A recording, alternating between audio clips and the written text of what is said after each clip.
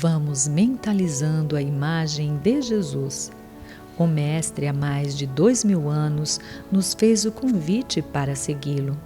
Peçamos a Ele, portanto, que ampare hoje a nossa disposição para o estudo, a fim de compreendê-lo melhor, e que possamos exemplificar em nossas atitudes os ensinamentos colhidos em nossas aulas. Graças a Deus.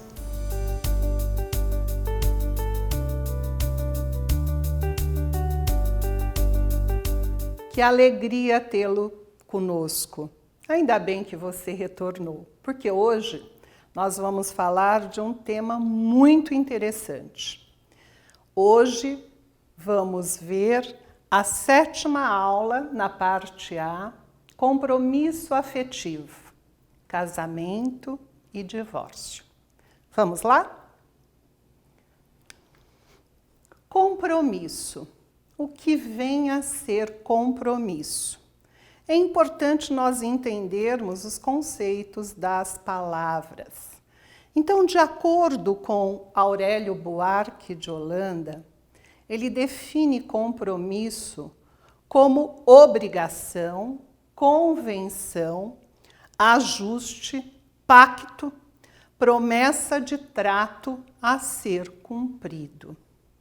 Durante o nosso dia, durante a nossa existência, nós acabamos assumindo uma série de compromissos. Ao longo do dia, ao longo da semana, ao longo da nossa existência. Mas hoje nós queremos focar mais diretamente no compromisso afetivo. O que vem a ser compromisso afetivo? O compromisso afetivo é aquele assumido no campo das afeições. É quando nós nos envolvemos com alguém. É quando nós, de alguma forma, nos comprometemos em relação aos sentimentos, ao coração. Compromissos com a lei de amor. Nós assumimos esses compromissos. Dentre os compromissos afetivos, evidentemente, ele também vai abranger uma série de situações. Eu posso desenvolver um compromisso de afeto para com o meu animal de estimação, para com os meus pais, para com os meus filhos, para com os meus irmãos, enfim, toda a minha relação familiar. Mas aquele compromisso afetivo que, de alguma forma, envolve situações mais abrangentes, são aqueles compromissos que eu assumo em relação ao meu companheiro, à minha companheira. Aquele que, de alguma forma, eu conquistei e me deixei ser conquistada para uma relação a dois. Quando nós vamos procurar, dentro da doutrina espírita, lá no Evangelho segundo o Espiritismo, nós vamos encontrar um item que vai falar sobre o dever. Porque quando se fala em compromisso, automaticamente nós também vamos atrair para nós deveres. Deveres constantes, decorrentes desta relação de compromisso. E lá nós vamos ver que o dever começa precisamente no ponto em que ameaçais a felicidade ou a tranquilidade do vosso próximo. E termina no limite que não desejareis ver transposto em relação a vós mesmos. O que isto significa? Nós vamos observar que esses deveres de sentimentos afetivos em relação ao afeto, ele vai até um determinado ponto onde nós não podemos ultrapassar sem ferir aquela outra pessoa. Assim como nós também não gostaríamos que ninguém nos ferisse nessa situação, na situação de afeto. Portanto, é muito importante nós compreendermos, toda esta relação. O dever do coração, fielmente observado, eleva o homem. Ou seja, nesta mesma mensagem, como nós vamos ver, esta mensagem é ditada pelo espírito de Lázaro, que se encontra lá no Evangelho segundo o Espiritismo, capítulo 17, sede perfeitos. E o item é o item 7, aonde nós vamos encontrar a mensagem dever do espírito Lázaro. Ele vai nos dizer, que o dever é a obrigação moral, primeiro para consigo mesmo e depois para com os outros. O que isto significa? Que normalmente quando nós atraímos para nós o sentimento de alguém, nós nos tornamos responsáveis por este alguém, porque nós conquistamos este alguém. É este compromisso afetivo que se refere o Evangelho. E também nós não podemos nos esquecer, Somos responsáveis por tudo aquilo que conquistamos e trazemos para perto de nós. Esta responsabilidade é nossa.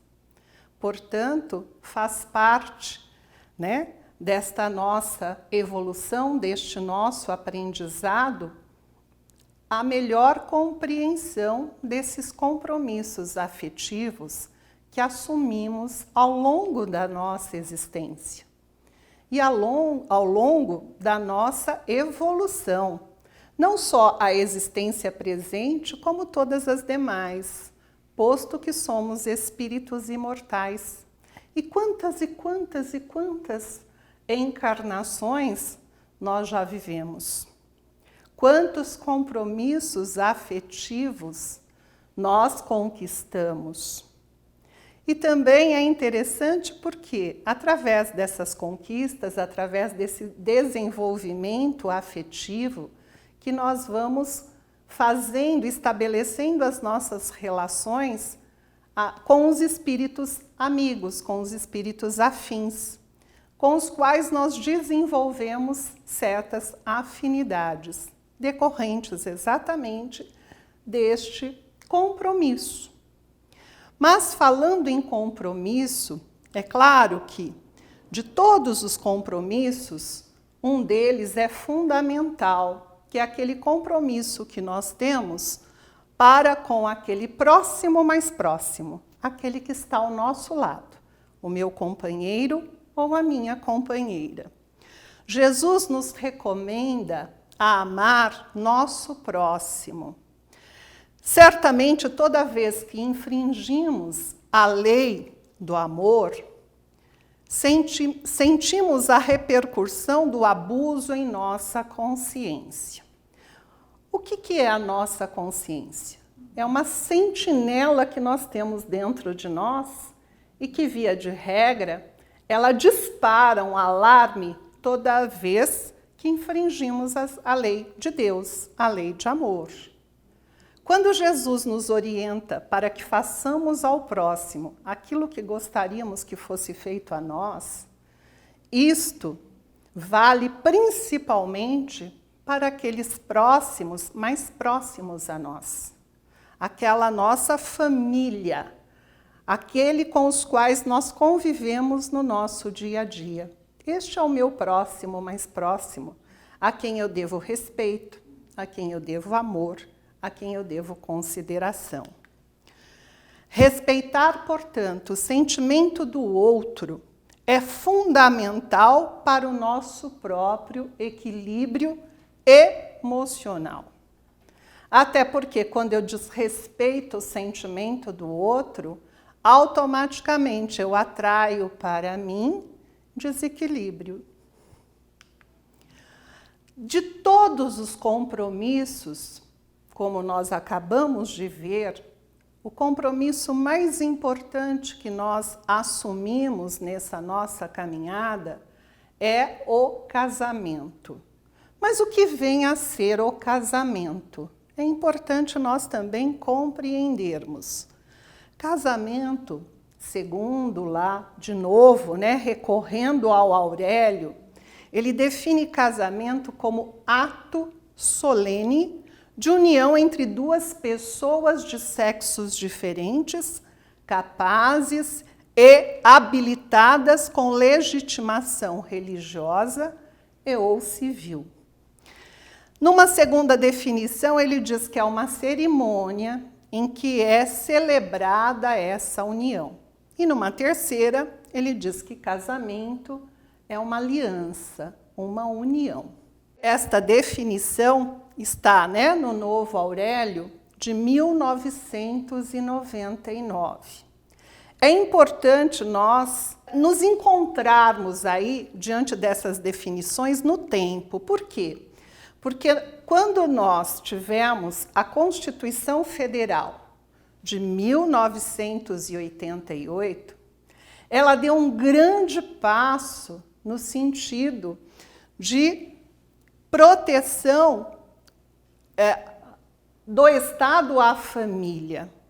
Quando ela trouxe dentro do artigo 226, parágrafo 3º, para efeito de proteção do Estado, é reconhecida a união estável entre o homem e a mulher, como entidade familiar, devendo a lei facilitar sua conversão em casamento. Veja, o Aurélio de 99, a Constituição de 1988.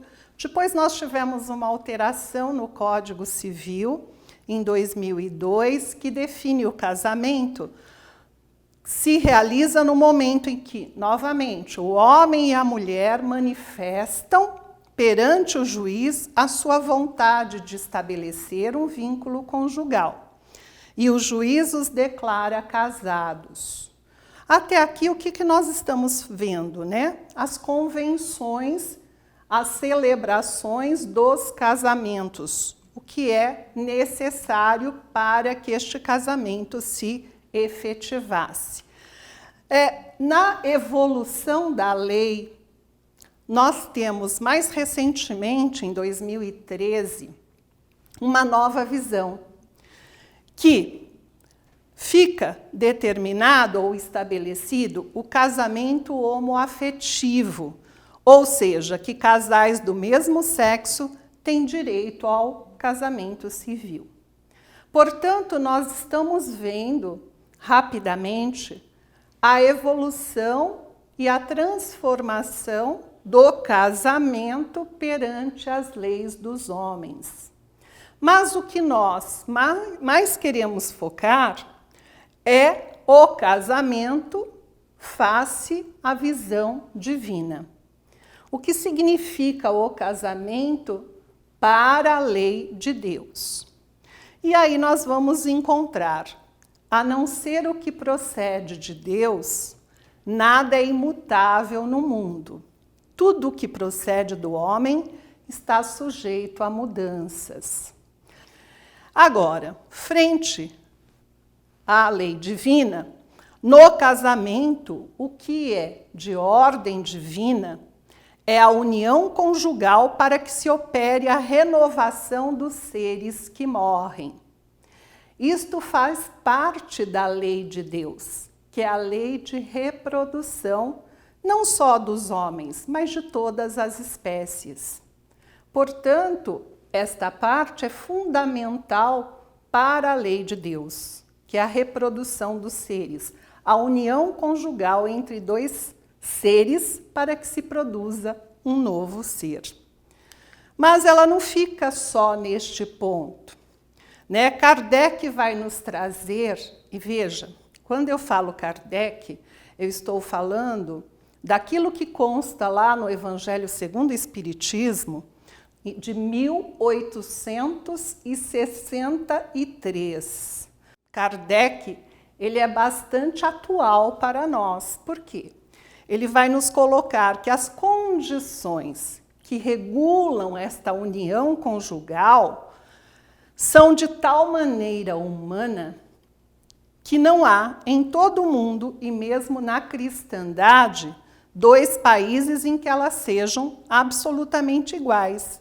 e que não tenham sofrido modificações através do tempo. É o que nós acabamos de ver.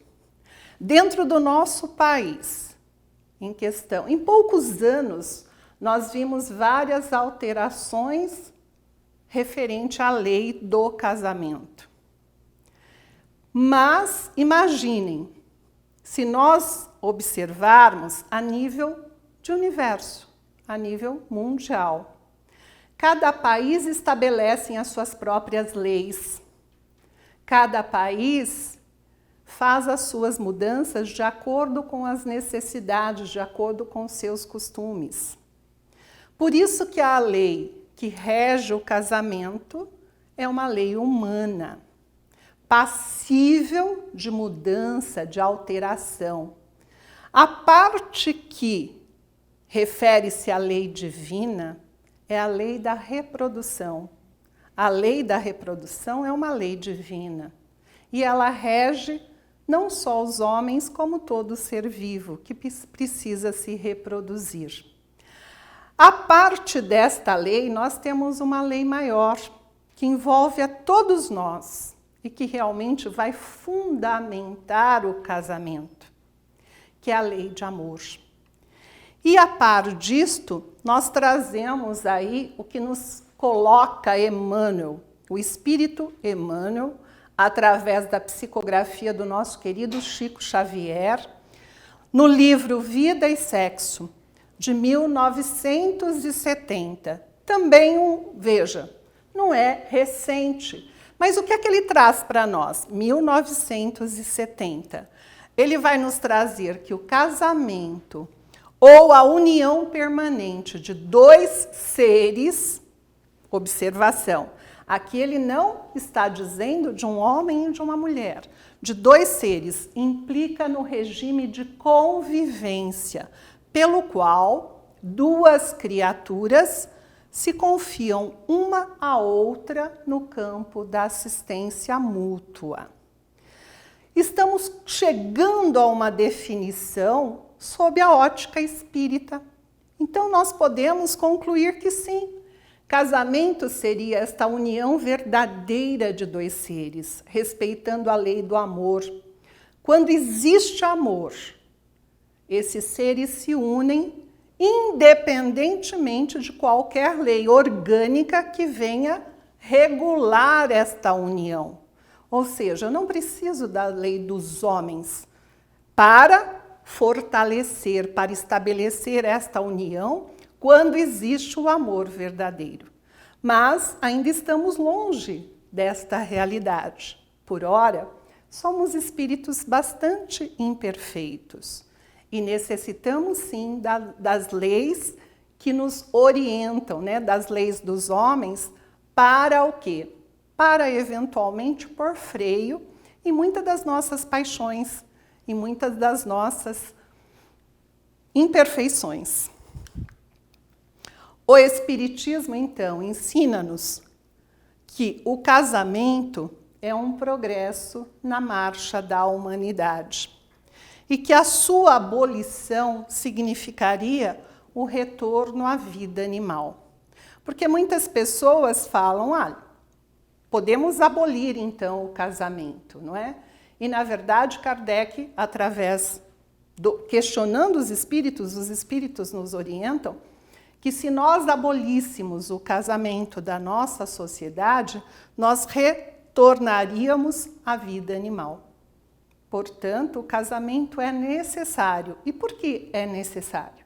Porque, via de regra, quando nós nos unimos a uma outra pessoa e vamos viver o dia a dia, nesta fase do dia a dia, nós dizemos, né, que aquele lar que nós constituímos é um cadinho redentor, porque é ali que nós vamos verdadeiramente conhecer o outro, com as suas conquistas, com as suas imperfeições, e que nós vamos ter que exercitar no nosso dia a dia, muitas vezes, o nosso orgulho, porque teremos que ceder para não fazer daquela convivência um ringue, aonde existem discussões e brigas constantes. Nós teremos que aprender a viver com o outro. Viver com o outro é um exercício diário e que vai exigir de nós tolerância, amor, paciência. E tudo isto, por isto que, nós dizemos que a verdadeira união é aquela que é regida pela lei do amor. Porque quando você ama verdadeiramente, você renuncia a uma série de situações e passa a conviver de forma mais harmoniosa. Quando esta convivência se torna ruim, obviamente que nós, dentro das nossas próprias leis, nós temos leis que vão reger a separação, que é o divórcio, do qual nós vamos falar um pouquinho.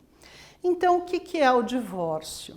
O divórcio é uma lei humana que tem por objeto separar legalmente aquilo que de fato já está separado. Nós já promovemos esse afastamento, esse esfriamento das nossas relações. O divórcio só vai oficializar. Não é contrário à lei de Deus, pois que apenas reforma o que os homens hão feito. E só é aplicável nos casos em que não se levou em conta a lei divina. Qual é a lei divina mesmo que nós vimos? A lei de amor. Portanto, as relações que se constroem baseada sob a lei do amor, dificilmente elas terão como resultado final uma separação. Porque quando eu amo verdadeiramente, este amor me fortalece para que eu possa superar, junto com o outro, todas as dificuldades, todos os desafios do dia a dia. Agora, quando este amor ou quando esta relação foi construída sob os interesses materiais, por exemplo, interesses financeiros, interesses sociais. Obviamente, essas relações, elas já nascem bastante fragilizadas. E daí podem vir a falir. E quando chega a falência desta relação, desses sentimentos, obviamente nós não teremos opção senão encerrar, colocar um ponto final, até para que a animosidade não cresça. E isto não se amplie dentro de nós, porque nós vamos alimentando mágoas, rancores, sentimentos negativos. E não podemos esquecer, somos espíritos imortais. O que isto significa? Que quando nós não trabalhamos esses sentimentos dentro de nós, e a morte nos surpreendem nestes momentos, esses sentimentos, eles seguem conosco, uma vez que a morte não transforma ninguém. Portanto, se nós partirmos com esses sentimentos de raiva, de ódio, obviamente continuaremos ligados pelo sentimento a esta relação. São os compromissos afetivos que nós falamos lá no início, que vai nos, de alguma forma, continuar presos para um novo compromisso. Portanto, nós seremos, de alguma forma, atraídos para uma nova relação, numa futura reencarnação, para saldar esses débitos, para saldar esses compromissos dos quais nós não conseguimos vivenciar, olhando sob esse prisma. Por isto que Jesus, quando ele foi questionado sobre a concessão do divórcio, ele disse que Moisés havia, sim, autorizado a carta de divórcio por conta da dureza dos nossos corações. Assim, meus queridos, o divórcio, portanto, ele não é contra a lei de Deus, uma vez que ele é uma lei dos homens. E se a relação estiver firmada sob a lei de Deus, a lei divina, que é a lei do amor, obviamente o divórcio não existirá. Agora, caso esta relação não se fundamentou sob a lei do amor, e sim sobre a lei dos homens, obviamente o divórcio é algo que pode ser utilizado para que os nossos sentimentos não se multipliquem em relação a mágoas, a ressentimentos. E para que nós possamos melhor compreender o texto de hoje, trouxemos para vocês 3 questões que devem ser respondidas para a fixação do aprendizado de hoje. Trouxemos também a bibliografia, que poderão acessá-la a qualquer momento, se assim o desejarem. E, finalmente, para encerrarmos o nosso encontro, nós trouxemos uma frase de Emmanuel, que se encontra lá no livro indicado, Vida e Sexo, onde ele nos diz: tudo que dermos a outrem, no mundo afetivo, outrem também nos dará.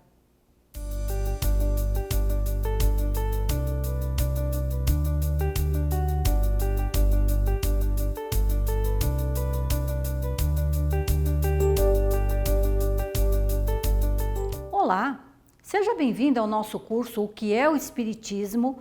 Hoje nós estamos na 7ª aula, parte B. Olha o tema, que desafiador: parentesco corporal e espiritual. Tá pronto?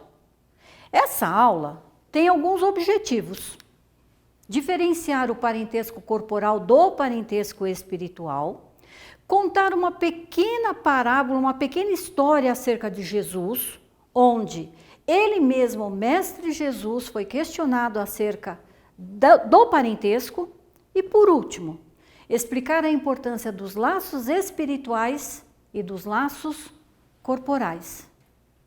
Tá pronto? Vamos começar?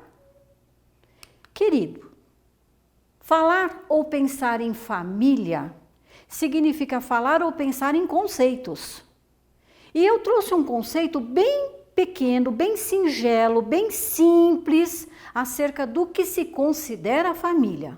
Olha aqui, família é um conjunto de pessoas que possuem entre elas um grau de parentesco e vivem formando um lar. Olha que bonitinho, um pai, uma mãe, seus filhos, os avós, convivendo debaixo de um mesmo teto. Falar ou pensar em convivência debaixo de um mesmo teto, você deve estar perguntando aí, nem toda família é só amor. Muitas vezes existem atritos, muitas vezes existem divergências de pensamentos. E ao haver atritos, ao haver divergências de pensamentos, será que já passou pela sua cabeça, ou você, será que já ouviu algumas dessas indagações? Será que eu pedi para nascer nessa família? Estou na família certa? Com as pessoas certas? Por que que eu estou nessa família? Por que que eu não sinto o mesmo sentimento por todos os integrantes da família? Muitas vezes nos pegamos a sentir mais amizade, mais fraternidade, mais amor por um amigo, que até o chamamos de amigo do peito, do que realmente por aquele que convive conosco lá dentro do nosso lar. Já passou por essa experiência? E esse último aqui, ó. Por que é que nos sentimos estranhos dentro do nosso lar? Como se nos sentíssemos uma ovelha desgarrada, uma ovelha perdida. Já ouviu? Já sentiu esse tipo de indagações? Esse é o convite do dia de hoje. Essa é a proposta do dia de hoje, fazer uma reflexão acerca desses itens. Vamos lá, vamos começar. Qual é a nossa essência? Vamos começar a nossa reflexão por aí. De verdade, vamos parar para pensar. Qual é a nossa essência? Qual é a minha essência? Qual é a sua essência? E é aqui que nós vamos nos socorrer da doutrina dos espíritos, né? E vamos trazer esse tipo de informação que os espíritos nos trouxeram ao afirmarem: todos nós somos espíritos. A minha essência é de espírito. Essa é a nossa essência, todos nós somos espíritos. E se eu sou espírito, quem me criou? De novo, a doutrina espírita nos diz que o nosso Criador todo amoroso foi Deus, Ele nos criou e nos presenteou com a imortalidade.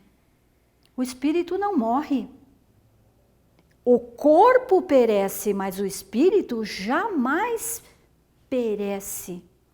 E é fazendo as conjecturas e fazendo as analogias que nós chegamos à conclusão de que o corpo procede do corpo, mas o espírito não procede do espírito. O que eu quero dizer com isso? Você deve estar me perguntando. Pense comigo. Nós estamos falando em família, nós estamos falando em corpo físico. Como é que acontece a produção de um novo corpo físico? Precisamos de um óvulo, precisamos de um espermatozoide que se encontram e há a fecundação deste óvulo.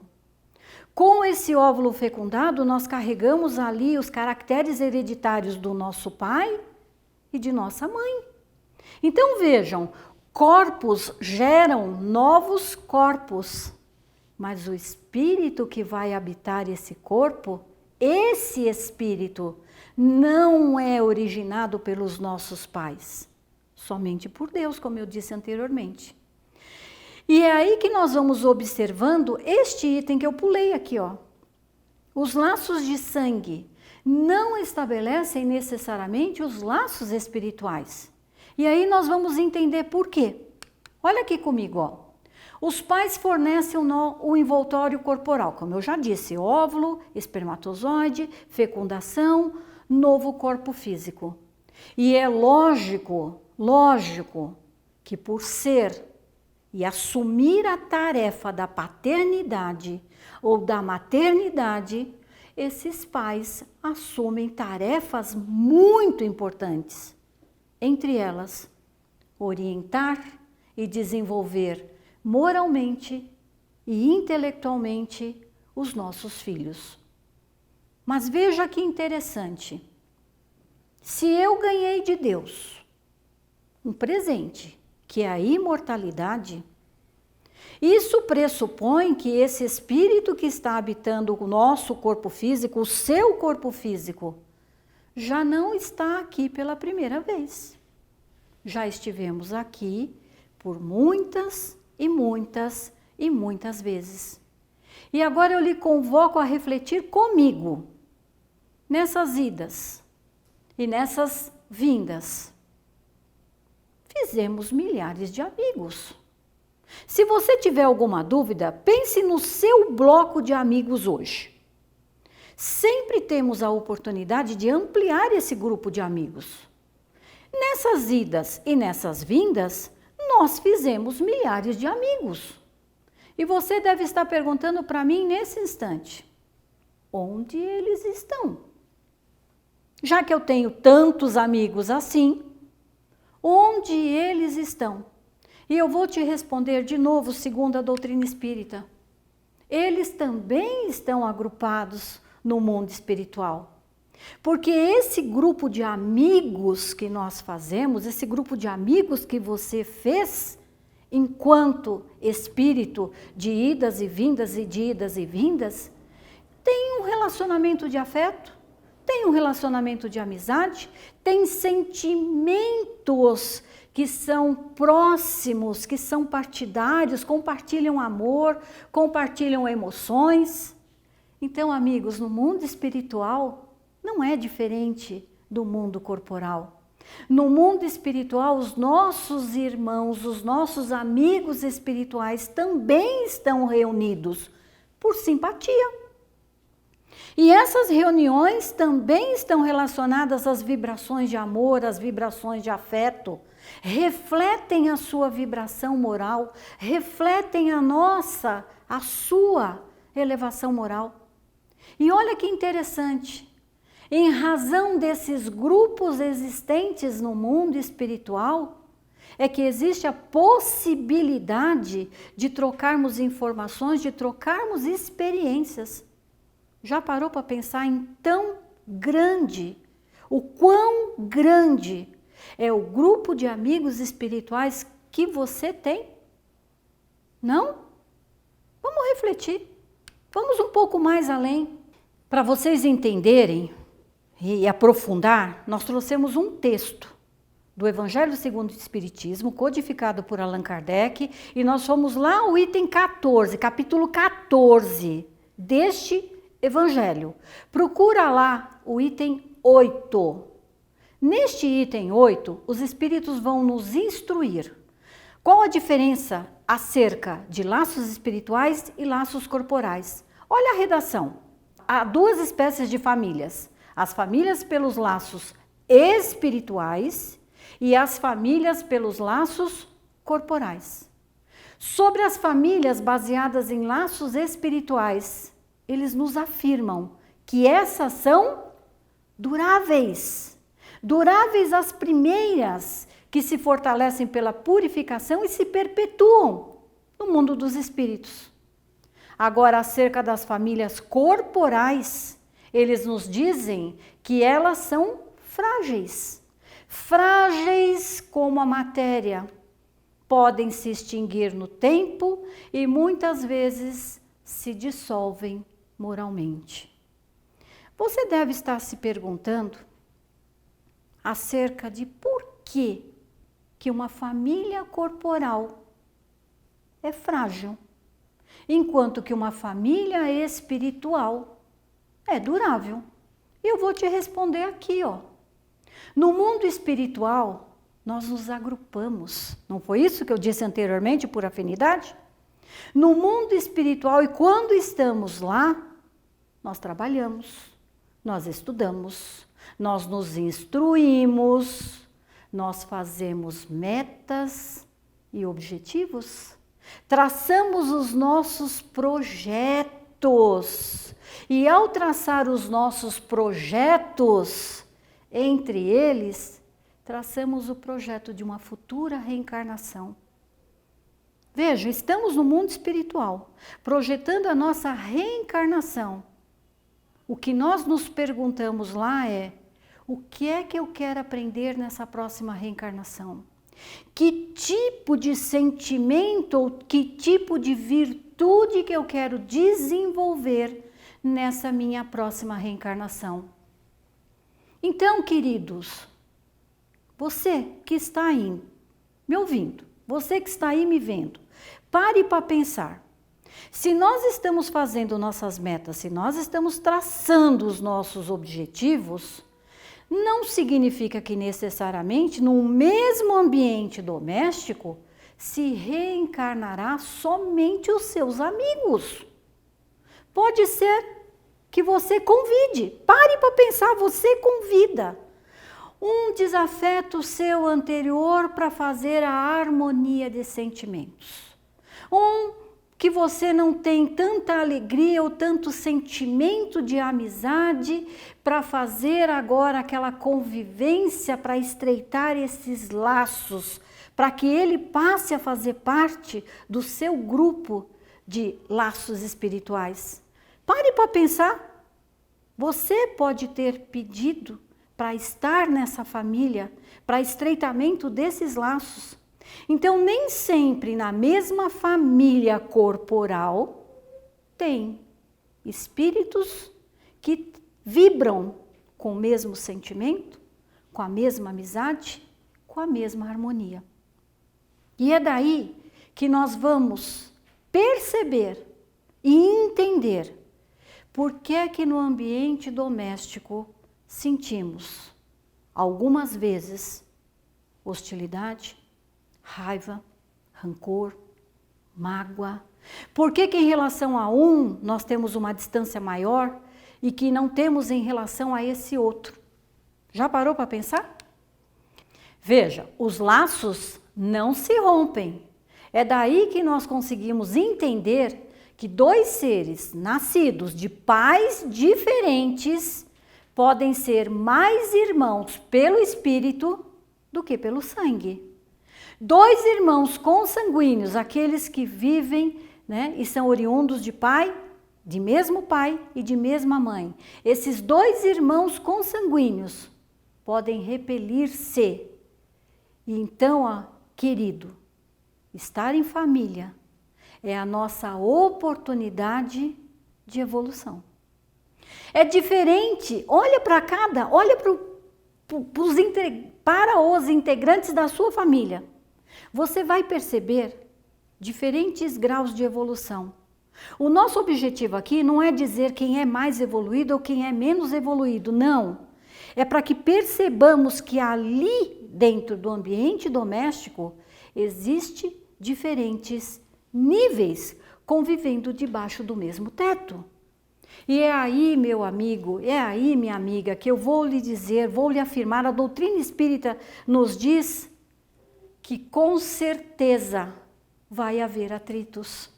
São pensamentos diferentes, são sintonias diferentes, são emoções diferentes. Atrito vai acontecer. Qual é a melhor postura? Entrar nessa onda mental? A proposta hoje é diferente. É natural. Entenda como natural essa relação. Então não se magoe, não fique triste. Não deixe o seu coraçãozinho transbordar-se em mágoa e rancor. Olhe para ele com outro olho. Olhe para ele como um irmão, como um espírito, assim como você também o é. E aí você vai perceber que a família é o nosso palco de crescimento, que a família é o nosso desafio, o grande desafio das nossas vidas. Vamos mudar o olhar? É essa a proposta de hoje. Olhar para os integrantes que estão lá dentro do nosso lar com os olhos de espírito. E ao olhar para aquele irmão mais difícil, não crie, não alimente sentimentos de mágoa, de raiva, de rancor ou de ódio. Olhe para ele como se ele fosse o teu passaporte. Pensa nisso. Ele é o teu passaporte de mudança. Aí você vai dizer, mas por quê que ele é o meu passaporte de mudança? Ele me magoa? Ele me entristece? Ele não faz as coisas do jeito que eu gostaria que ele fizesse? E aí eu vou lhe dizer, é com ele é a nossa ferramenta. Ele é o nosso instrumento de transformação, porque é com ele que nós vamos trabalhar perdão, compaixão, tolerância, paciência, amor. Pense comigo, muitas vezes ali no nosso ambiente doméstico recebemos ingratidão, fizemos tudo certo, tudo, absolutamente tudo certo, mas aquele indivíduo lá no nosso lar doméstico é ingrato. E recebemos incompreensão, ele não nos compreende, ele não nos ama como gostaríamos e como mereceríamos ser amados. E vou lhe dizer, olhe para ele como uma ferramenta colocada por Deus para que haja aquela sua transformação íntima. E ao olhar para ele como essa ferramenta, comece a pensar, esse tipo de comportamento precisa ser modificado. Mude interiormente, não espere gratidão dele, porque ele não tem gratidão para dar. Não espere amor dele, porque ele não tem amor para dar. Não espere tolerância de quem não tem tolerância para dar. Mas não perca de vista, jamais, que todos nós somos irmãos. E que se todos nós somos irmãos e estamos ali naquele ambiente doméstico, será que não foi você que o convidou para partilhar as experiências junto com você? Para desenvolver uma nova relação, uma relação de amizade, uma relação de amor, uma relação de fraternidade e de sentimento? Será que isso não pode ser alguns resgates lá atrás das idas e vindas, que estão sendo feitos os reajustes necessários aqui e agora? Mude o jeito de ver, mude o jeito de pensar. E se você disser para mim que Jesus jamais passou por isso, eu vou te trazer uma história que você vai encontrar no texto bíblico aqui, ó, Marcos. Lá no capítulo 3, nesses versículos de 20 a 35, e no capítulo de Mateus, no capítulo 12, no Evangelho de Mateus, capítulo 12, dos versículos 45 a 50. Estava lá Jesus, conversando com uma plateia de amigos, estava lá Jesus ensinando as suas lições para aqueles que estavam ali ouvindo, quando lhe chega um enviado dizendo a ele que Maria, a sua mãe, e os seus irmãos, que achavam que Jesus havia perdido a razão, estavam lhe chamando, lhe convidando para ir embora. E a plateia que estava ali ouviu que a família de Jesus estava ali para levá-lo embora. Imagine o coraçãozinho apertado desses milhares que estavam ali ouvindo Mestre Jesus, conversando com ele. E disseram a ele: Mestre, tua mãe e teus irmãos estão lá fora e te chamam. Mestre Jesus, nessa hora, não podia perder a oportunidade, deve ter aberto aquele sorrisão, aberto os braços e dito: quem é minha mãe? Quem são meus irmãos? Eis aqui a minha mãe e os meus irmãos. Jesus jamais estaria depreciando a figura materna, nem a figura dos irmãos dele, ao contrário. Aproveitou aquele instante para nos ensinar acerca de parentesco espiritual, abrindo o leque que esses irmãos podem encontrar e terem quando nos encontramos lá no mundo espiritual. Foi uma das grandes lições. Querido, olhe para o teu lar, olhe para os integrantes do teu lar e sinta e saiba que você é uma potência. Você pode ser a diferença no seu lar. Você consegue.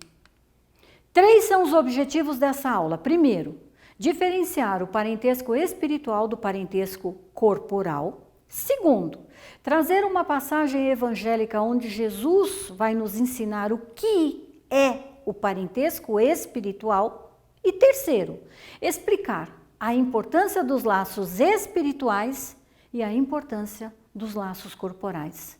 Está pronto? Vamos trabalhar juntos? Será que você conseguiu, compreender tudo aquilo? Vamos fazer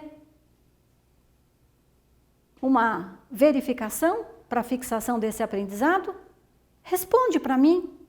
Quais são os verdadeiros laços de família? Porque os laços materiais ou corpóreos são frágeis? E por que numa mesma família encontramos seres tão diversos uns dos outros? É o teu desafio. Responde. Trouxe para vocês a bibliografia, calcada em cima do Evangelho, do Livro dos Espíritos e do Livro de Vida e Sexo de Francisco Cândido Xavier. E encerramos a nossa conversa do dia de hoje, com essa imagem linda de Mestre Jesus, onde ele deixa muito claro para nós que você não está e jamais estará sozinho. Jesus e a sua equipe velam por você. Muita paz.